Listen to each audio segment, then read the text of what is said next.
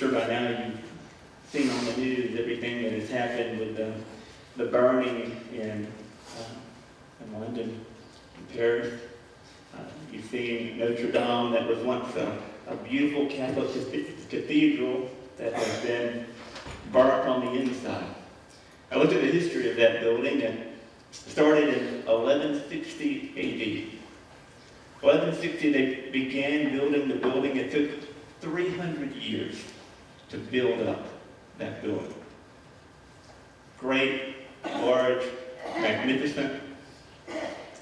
But then in a moment, a fire started. We don't know how the fire started. We don't know if it was arson. We don't know if it was a computer fire. We're not sure. But in a moment, the blaze set in. It started at the roof, began to spread, and the entire inner structure was burnt away. Now, if you look at the building on the outside, everything looks okay. The building still stands, but it's hollow. It's empty. What took years to build, gone in an instant. In the Christian life, the moment you get saved, the Lord begins to build in your life. It takes time. He begins to build you up. But then throughout life, you begin to struggle. Throughout life, you begin to mess up and you begin to sin. And sometimes in the midst of your sin, it just seems as though everything that the Lord had done in you just begins to burn away. And on the outside, maybe everything looks okay, but inside, there's just this hollowness. Inside, there's just this empty nothingness. Peter was such a man that felt that way. For 3 years, the Lord had worked in Peter's life. For 3 years, the Lord had been with Peter, building him up, lifting him up. But then Peter made a mistake. Peter abandoned the Lord. Peter denied the Lord. Peter ran away and left the Lord alone. What we're going to see in our text this morning in John chapter 21 is that God has a plan and a purpose for our lives whenever we fall short. When we mess up, and we're not the men and the women that God has called us to be. When we are left just wondering, God, is there anything you can do with me? Enter John chapter 21. I'm going to have a word of prayer, and after I pray, we're going to begin reading John chapter 21, verse 1. Dear Heavenly Father, Lord, I thank you so much for this Easter. I thank you, Lord, that you didn't stay in that grave. I thank you, Lord, that you rose. But Lord, even though we know that you're alive, Lord, even though that we know that you have risen, Lord, life is still hard. Life is full of twists and turns whenever they come. And so I pray, Lord, today as we look at John chapter 21, that we'll be reminded of the redemption that you do in our lives, even when we fall short, even when we mess up, Lord. So because you're alive, you still make a difference. We love you, Lord, and we praise you. In Jesus' name we pray. Amen. John chapter 21, I'm going to read verse 1. It says, after these things, Jesus manifested himself again to the disciples in the Sea of Tiberias, and he manifested himself in this way. When you notice that the text opens up, it says, after these things. After these things, what things is he describing? Specifically, he is describing his death, burial, and resurrection. Jesus, all of our sin was placed on Jesus. Every sin that we will commit, every sin we have committed, were placed on Jesus. He died in our place. The wrath of God was poured out upon him. He was crucified. He died. And he rose again 3 days later. Notice it says that after these things. John chapter 21 picks up with the appearances of Jesus. He appeared several times to prove that he was truly alive. It's one thing to say that someone is alive, it's another thing to see them. So he appeared to different people to prove that he was really alive. The first time he appeared to his disciples were in a room together. They were terrified that they were going to be caught. They were terrified that someone would kill them. And so they had their doors closed. They had their blinds pulled tight. And all of a sudden, Jesus showed up in their midst. Jesus had a meal with them. But there was one disciple who was not there, and that is John. The disciples came to John and said, John, you're not going to believe it. Jesus is alive. You know what John said? John said, well, you might say he's alive, but I didn't see him. And so throughout history, what nickname have we given to Thomas? Doubting Thomas. I think maybe we're a little bit too hard on Thomas, don't you? I mean, can you imagine how hard it would be? Here's a man, he's the Son of God, he's fully God, fully man. You saw him die. You saw him with your own eyes put in that tomb. And so until you see him with your very eyes, you're not going to believe that he is risen. And so Thomas, in his humanity, he simply said, look, I hear y'all, but unless I see with my eyes his nail prints in his hands, and unless I can touch his side, I'm not going to believe. What's Jesus going to do with that man? What's Jesus going to do with a disciple who had been with him for 3 years and refused to believe? I'm going to tell you what he did with that man. Grace and mercy. Same thing that he does to all of us when we fall short and we fail to believe. 8 days later, Jesus, again, the disciples are terrified, the doors are closed, they're locked, the blinds are pulled tight. Jesus just walked through the door. Walked right up to Thomas and said, Thomas, you believe me now? You want to touch my hands? Go ahead and touch my hands. Touch my side. I picture Jesus doing this in love and compassion, not condemnation. Whenever Thomas saw him, he fell at Jesus' feet and he said, my Lord and my God. John chapter 20, it wraps it up. John says, this book has been written so that you may believe. It seems as though the book ends at John chapter 20. If you read the gospel, it just kind of, everything seems nice at John chapter 20.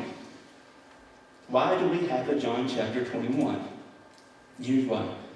Because there was one character that's just kind of left out. There's one character that's just kind of forgotten about. And that's Peter. The last time Peter was really focused on was a few days before Jesus was crucified, the very day before he was crucified. Jesus had told the disciples, you're all going to fall away. You're all going to abandon me. Peter wouldn't take that. Peter, he essentially said, well, look, all these losers, all these suckers, they might deny you, but not me. Lord, I'll never deny you. I'll never abandon you. And I can just kind of picture him just kind of, winking over at the disciples like, yeah, I showed you all. And then Jesus, just honestly, he looks into the future and he says, before this day is over, you're going to deny me 3 times. 3 times. And Peter just said, well, no, Lord, I'll never deny you. And I'm just going to picture Jesus just pat him on the back. Okay, Peter, you said so. Fast forward that night, Jesus is being beaten. It says that Peter followed at a distance.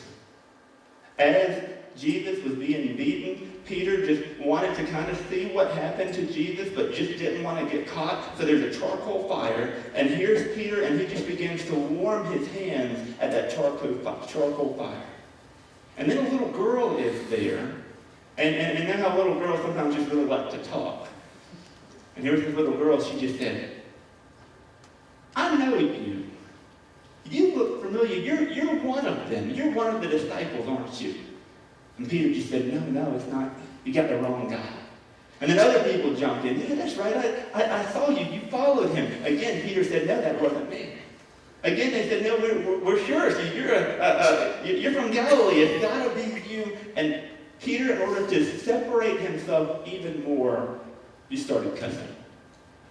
Anything he could say to separate himself from Christ, he would say. I realized that he was a fisherman, a sailor, if you will. You can only imagine the type of things he said. A complete radical abandonment of the Lord, a denial of everything. So what happens to Peter? What happens to a man who has denied everything, turned his back on everything? Well, that, my friend, is why we have John chapter 21. John chapter 21 is written for those of us who have fallen, abandoned the Lord, and we're wondering what is left for us. John chapter 21, and notice beginning in verse 3, and 2 and 3. That Simon Peter and Thomas called Didymus, and Nathanael of Cana in Galilee, and the sons of Zebedee, and 2 others of his disciples were together. Simon Peter said to them, I'm going fishing. And they said to him, we will come with you. So what's the significance of Peter going fishing? Here's the significance. 3 years earlier, Peter was a fisherman. That was his life. That is who he was pre-Christ. Then Jesus came to him, and he said, follow me. I'm going to make you fishers of men. For 3 years, Peter just left his fishing behind and followed the Lord. But then Jesus died. Jesus rose again. Peter knew he was alive. But from his perspective, okay, he's alive, so what? It doesn't really impact me. So whenever he said, I'm going fishing, this is what he was saying. I'm going back to my old life. I'm going back to who I was before I met Christ. And believers do that all the time, don't we? Maybe you get saved, and as soon as you get saved, you're excited. Maybe you can remember when you first got saved, if you've been saved. You remember that moment where you're just on fire for the Lord, and you're reading the Bible, and you're telling everybody you're a Christian. You're so excited. And just something happens. Maybe it was an event. Maybe it was sin. Something happened in your life where you just say, I'm going back. I'm going back to who I used to be. And notice, Peter actually brought everyone around with him. All the other disciples, they said, no, that's a good idea. Let's just forget about this Jesus fellow. Let's just go fishing. I want you to notice in this text that the resurrection changes everything. It changes everything. So the first truth of the resurrection is this. You can go back to your old lifestyle, but you won't enjoy it. You can go back to your old lifestyle, but you will not enjoy it. Look at the rest of verse 3. It says that they went out and got into the boat, and that night they caught nothing. Now keep in mind, professional fishermen. They're professionals. This is what they had done for their entire life. A group of 7 professional fishermen. And how many fish did they catch? None. Now, if you're an amateur fisherman and you don't catch any fish, okay, you might expect that. But when you're a professional fisherman and you don't catch any fish, there is a problem. All of a sudden, they tried to abandon the Lord. They tried to go back to that old lifestyle they once had, but they just couldn't enjoy it anymore. And if you've truly been saved, even if you abandon the Lord, even if you forsake everything, once you've tasted the goodness of God, you will not enjoy your sin. Now, you might sin, but you will not enjoy your sin. Notice it says that they fished all night. Now, your all night, it might be a day, it might be a month, it might be years. Years where you're just wallowing in your sin. Years where you're just abandoning everything. You can go back to your old life. But because of the resurrection, if you've truly been saved, you won't enjoy it.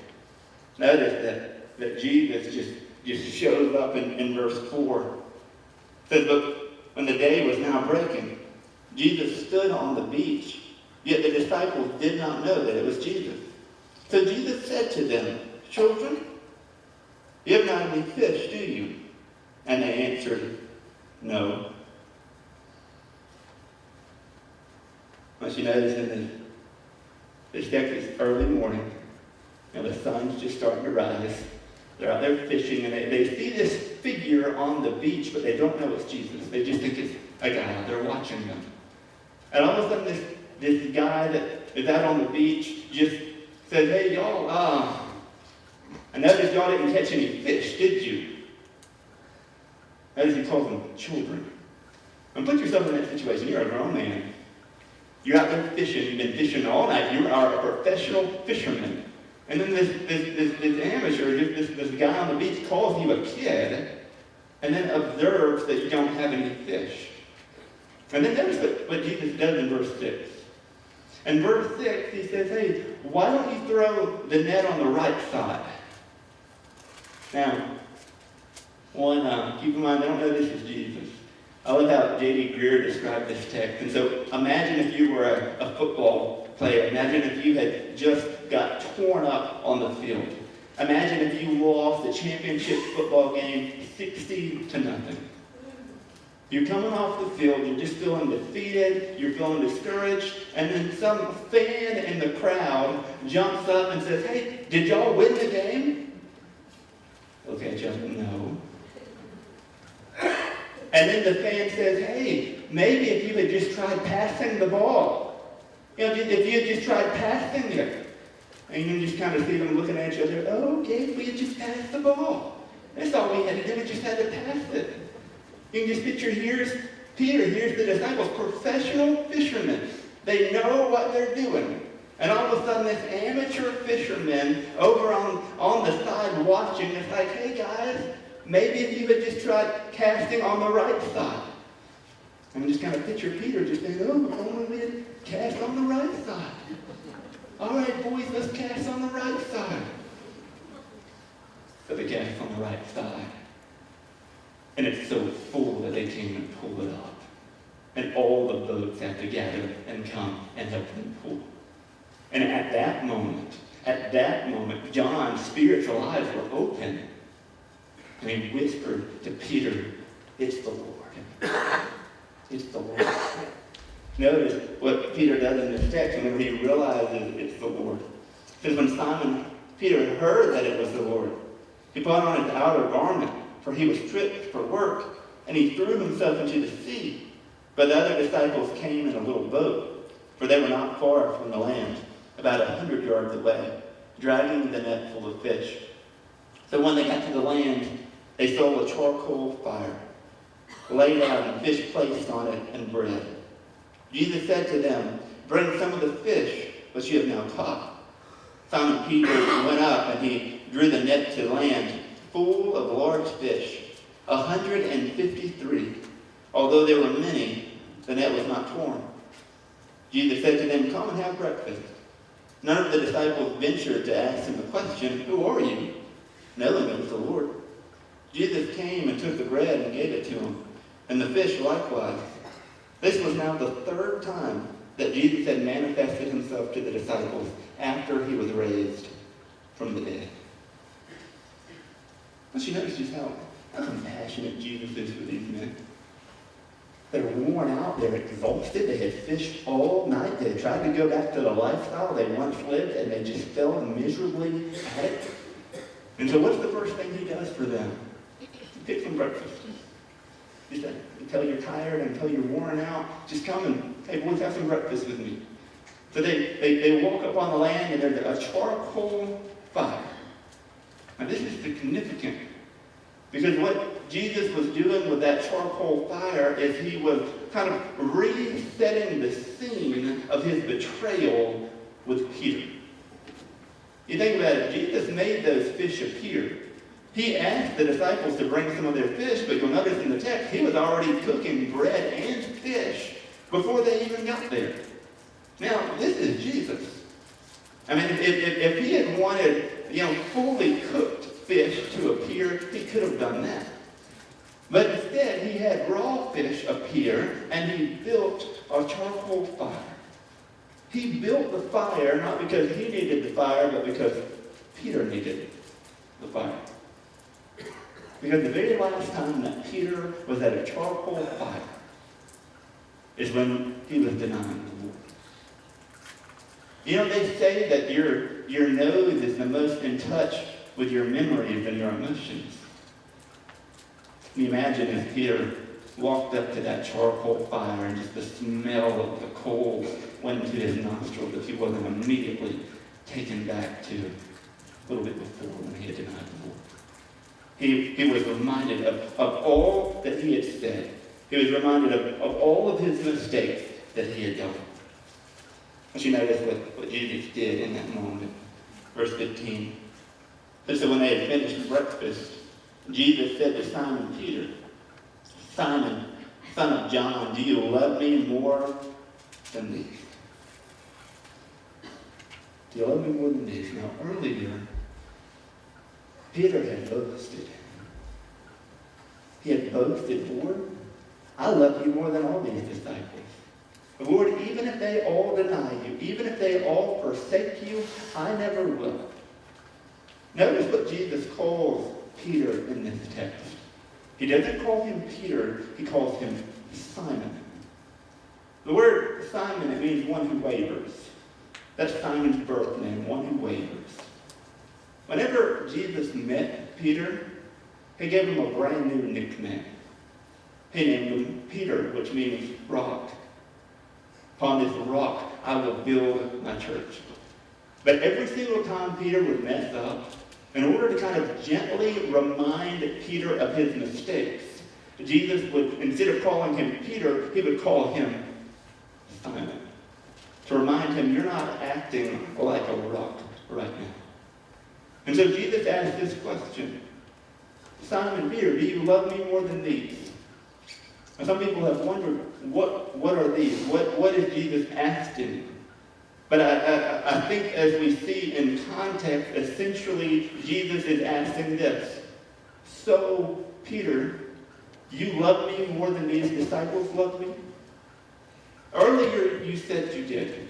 Earlier you boasted. Earlier you said that you loved me the most. So, Peter, do you really love me more than all of these disciples love me? Notice how Peter answers. But he said to him, yes, Lord, you know I love you. Jesus said to him, feed my lambs. And he said to him a second time, Simon, son of John, do you love me? And he said to him, yes, Lord, you know I love you. And he said to him, shepherd my sheep. He said to him a third time, Simon, son of John, do you love me?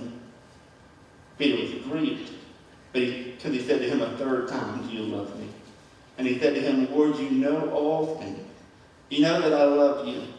And Jesus said to him, tend my sheep. I want you to notice that in each of these situations, Jesus is using shepherding terminology. Essentially, Jesus was saying this to Peter. Peter, you're not a fisherman anymore. You're a shepherd. You are a shepherd. Don't forget who you are. Don't forget your identity, Peter. You are a shepherd. You're not a fisherman. The moment we get saved, that very moment, we receive a brand new identity. We are a new creature in Christ. But in hard times, in frustrating times, we forget our identity and we go back to the person we used to be. And the Lord is telling us, don't forget who you are. Don't forget your identity.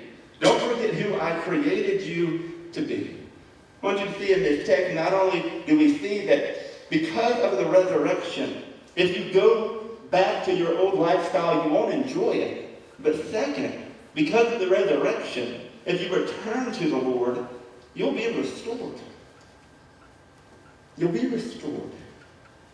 Notice the third time that Jesus asked this question, do you love me?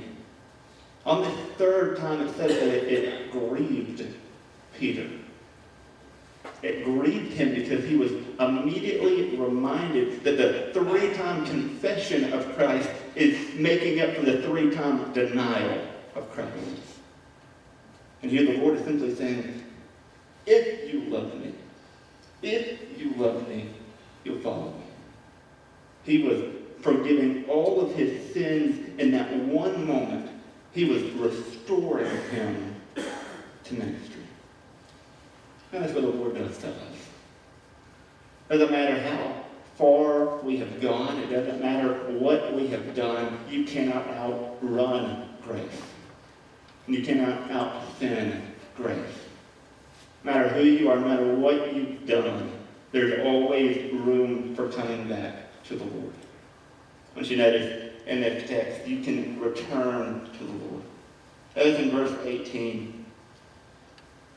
Here is Peter. He's frustrated.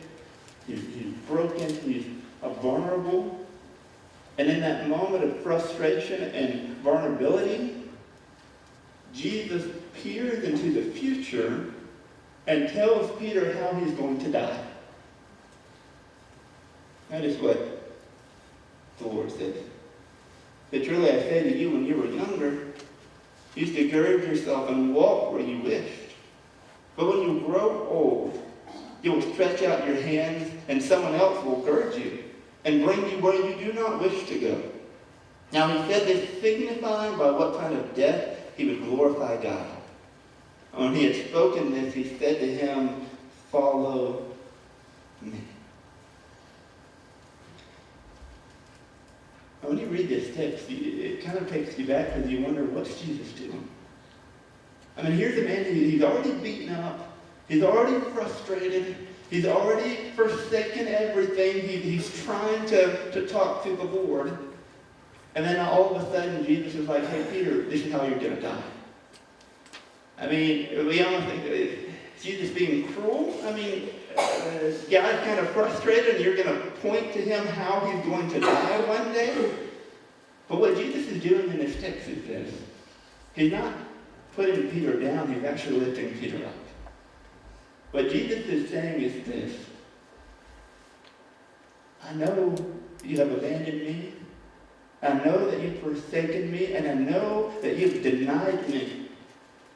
But one day, you're going to get it right.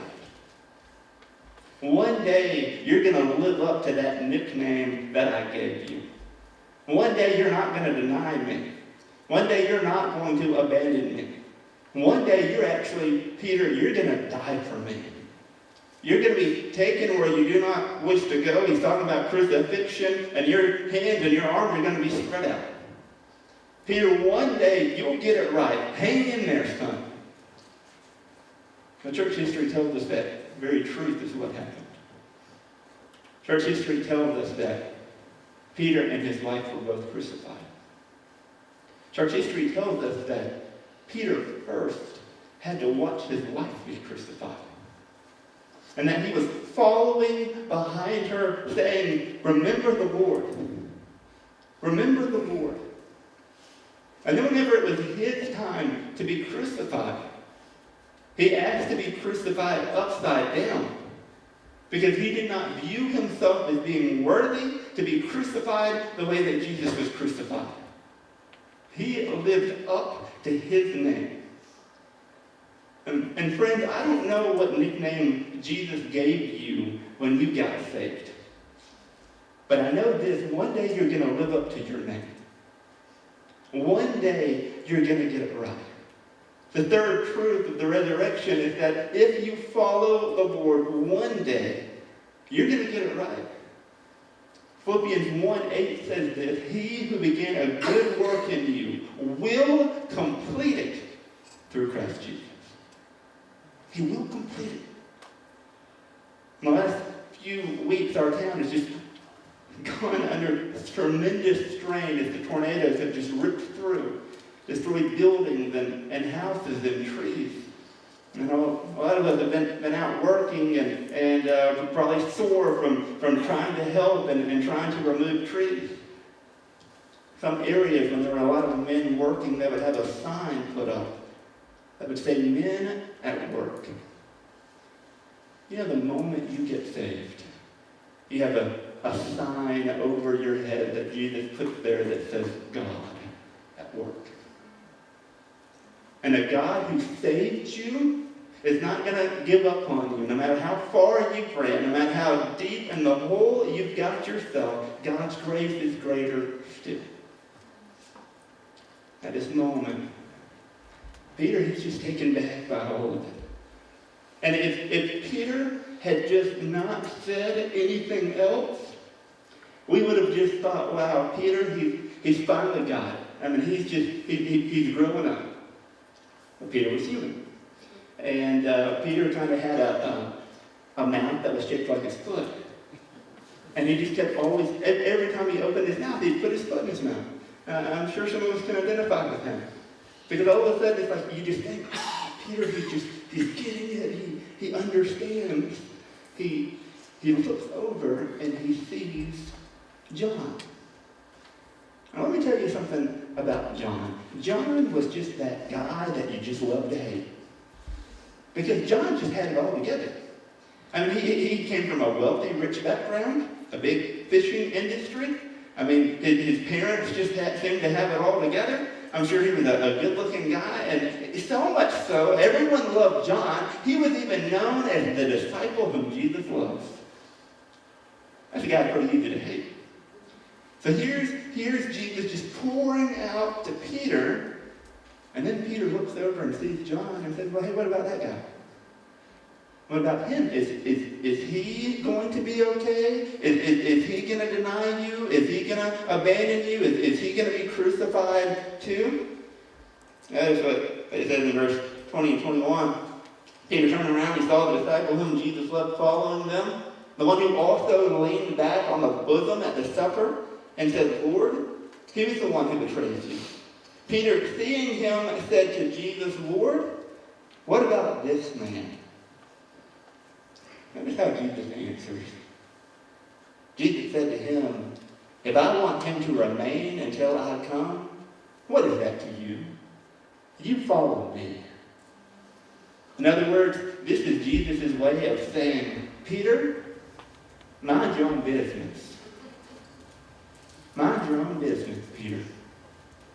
He said it doesn't matter about John.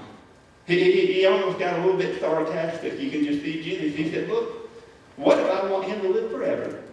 What if I don't want him to die? And he's going to live forever, and he's still going to be there when I come back. Peter, what's that to you? You follow me. In life, there'll be times when we feel like Peter. The Lord's speaking to us, and we're trying so hard to follow him, or maybe we're in the opposite place. We are just running from the Lord. And everywhere we look, we see people. We get on the computer and we just see people, and we just wonder, well, what about them? What about that person? What about my family? And the Lord is simply saying the same thing. It's none of your business. Don't worry about them, but you follow me. And friends, if you do that, the third truth of the resurrection is this. If you follow the Lord, one day you will get it right. Will you pray with me? Dear Heavenly Father, Lord,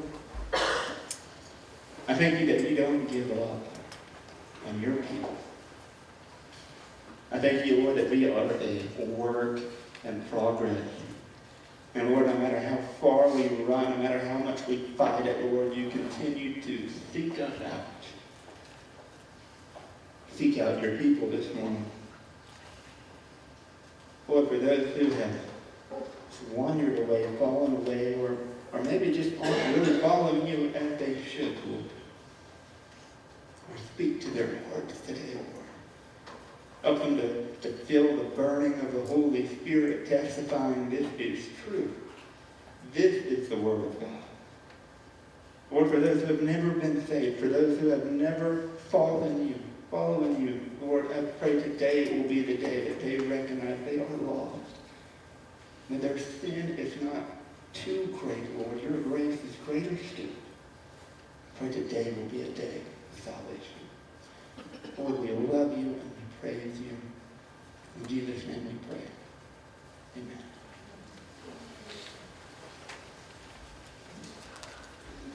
We're going to have an invitation, and following the invitation, we're going to be having the Lord's Supper. The Lord's Supper is a moment, an opportunity where we remember the death, burial, and resurrection of Jesus. It's also a time for us to examine our own hearts, determine if we are truly following Him. And so my time of invitation is this, a time for you to examine your own heart, for you to examine your own soul, to determine if you are truly following the Lord. I invite you to stand and I invite you to come and pray as you